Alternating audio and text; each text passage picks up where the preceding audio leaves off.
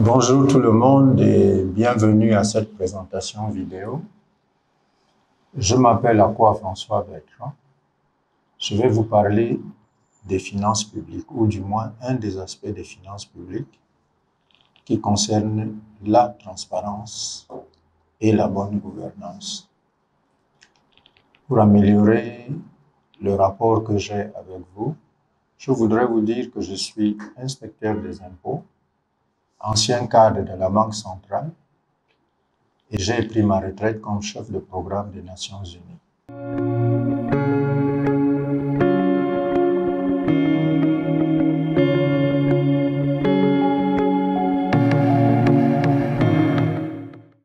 La transparence et la bonne gouvernance sont prévues dans une loi de 2018 et qui est la loi numéro 011. Mais nous n'attaquerons pas directement cette transparence et la bonne gouvernance. On va faire un petit historique. La notion de finances publiques naît en même temps que les libertés publiques. Au moment des révolutions, les révolutionnaires arrachent au roi non seulement les libertés publiques, mais également le droit de contrôler le budget et tout ce qui concerne les recettes et les dépenses de l'État. C'est pour cela qu'au départ, ce sont des professeurs de sciences politiques qui enseignaient les finances publiques. Après, les finances publiques sont devenues plutôt juridiques, avec la notion de budget, vote à l'Assemblée, etc. Mais à un moment, surtout au début des années 80, pour ce qui concerne l'Europe, 90, pour ce qui concerne l'Afrique, il était devenu impossible de maintenir le budget en équilibre. On ne parlait plus seulement de recettes et de dépenses, mais de ressources parce qu'il fallait chercher ailleurs de quoi compléter le budget de l'État.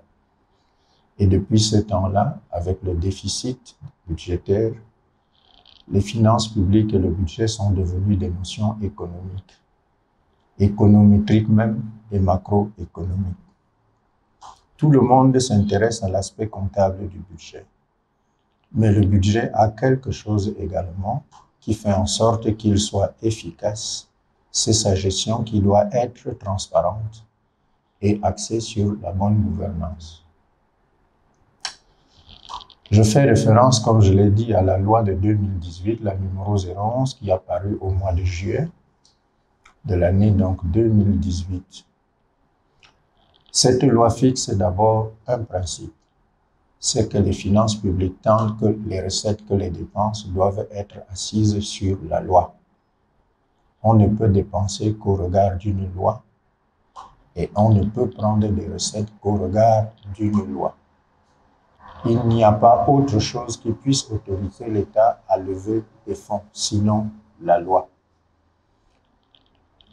La même loi de 2018 répartit les rôles pour ce qui concerne les finances publiques. On sait ce que le président de la République doit faire, transmettre le projet de loi, vérifier son exécution et ensuite adopter et promulguer la loi. On sait également ce que doit faire l'Assemblée, discuter, s'informer et adopter la loi. Mais à côté de cela, il y a des organismes qui peuvent intervenir, notamment les organismes multilatéraux, le Fonds monétaire international, la Banque mondiale et depuis un certain temps, la CEMAC. Et la loi de 2018 est en fait une directive de la CEMAC qui est transposée dans le droit interne camerounais. Ça, c'est la partie qui concerne les bases légales. Et pour résumer, je voulais dire là qu'on ne peut pas vous exiger un impôt sans qu'une loi le prévoie. On ne peut pas vous l'exiger au-delà de ce que la loi autorise et on ne peut pas vous l'exiger en dessous de ce que la loi autorise. La même chose pour les dépenses. L'État ne peut pas dépenser comme il veut. Mais ça, c'est l'aspect comptable. Ce qui nous intéresse ici, c'est la transparence. D'abord, la base légale dont nous avons déjà parlé. Mais ensuite, le fait que les finances publiques sont effectivement publiques. Tout le monde doit accéder à l'information pour ce qui concerne les finances publiques. Tout le monde doit contrôler les finances publiques. En ce sens, l'information doit être accessible, elle doit être complète, elle doit être permanente. Quand je dis accessible, ça veut dire qu'on ne doit pas utiliser le gros français pour parler des finances publiques. On ne doit pas utiliser les termes grandiloquents. La transparence veut que l'information soit accessible. Il y a cependant des informations spécialisées, c'est-à-dire que vous ne pouvez pas,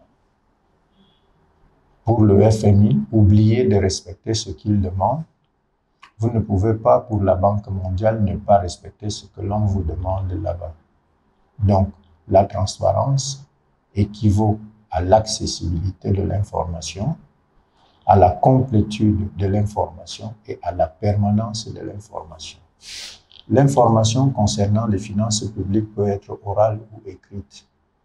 Un député qui vient de l'Assemblée peut donner une conférence de presse, un journaliste peut faire un reportage, un sénateur peut en tourner dans les villages décliner toute l'information qui concerne les finances publiques.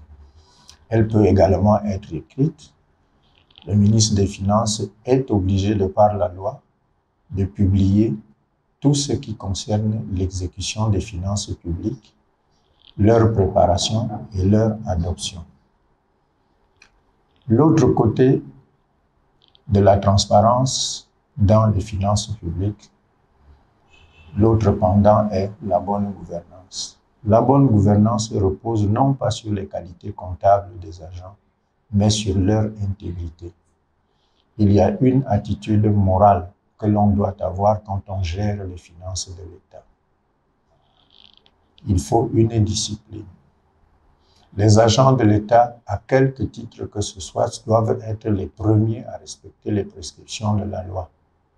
On ne doit pas, dans un couloir, effrayer un contribuable en lui parlant d'un impôt qui n'existe pas. On ne doit pas engager des dépenses alors qu'elles ne sont pas prévues dans la loi des finances. L'intégrité des agents concerne donc à appliquer la loi, strictement la loi, totalement la loi et au bénéfice de toutes les populations d'un pays et non pour leur compte personnel. Ceci est spécifiquement écrit dans la loi. En dehors du fait que des sanctions pénales peuvent intervenir, il existe même au sein de la fonction publique des règles et des sanctions disciplinaires qui sont prévues pour les agents de l'État.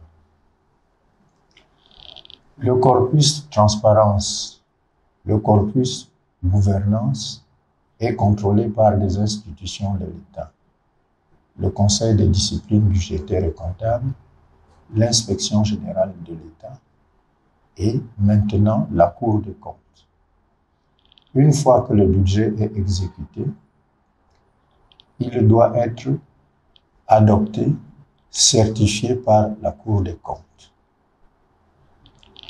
L'intégrité est donc vérifiée non seulement par les sanctions disciplinaires administratives, mais de manière plus globale et à un autre niveau par des organismes judiciaires. Le contrôle dont nous parlons est un contrôle administratif. C'est un contrôle qui peut être également juridictionnel, c'est-à-dire que l'État doit obtenir le quitus des actions qu'il a menées dans le cadre du budget. Je voudrais me résumer en disant une chose bien simple. La complexité du budget entraîne des compétences spécifiques pour ceux qui ont la responsabilité de la gestion. Mais également, au jour le jour, il faut une transparence, il faut une intégrité au niveau des agents pour que la qualité du budget soit bonne et que les finances publiques servent exactement ce à quoi elles sont prévues. Il est impossible de faire avancer le développement si jamais les finances publiques ne sont pas gérées dans ce cadre-là. J'attends donc vos questions auxquelles je pourrai répondre Mais à ce niveau-là, il reste beaucoup à dire. J'ai déjà dit à ce stade l'essentiel. Je vous remercie.